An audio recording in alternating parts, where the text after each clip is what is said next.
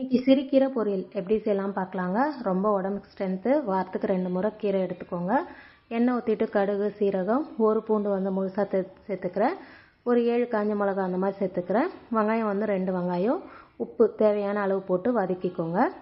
நான் இன்றைக்கி 2 கட்டு செய்கிறனால நான் 2 வெங்காயம் அந்த மாதிரி காஞ்ச மிளகாலாம் அதிகமாக எடுத்துருக்கேன். நீங்கள் ஒரு கட்டாக இருந்தால் நீங்கள் அதுக்கேற்ற மாதிரி போட்டுக்கோங்க. கீரையை நல்லா வாஷ் பண்ணிவிட்டு நல்லா பொடியாக கட் பண்ணிவிட்டு கீரையை சேர்த்துக்கலாம். நம்ம தண்ணி எதுவுமே ஆட் பண்ண வேணாம். கீரையிலே தண்ணி விடும். அதிலே நம்மளுக்கு கீரை வெந்துடும்.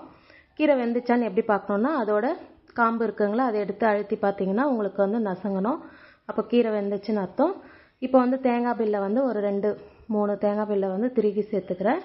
சேர்த்துட்டு நல்லா கலந்து விட்டுட்டு ஸ்டவ் ஆஃப் பண்ணிவிடுங்க.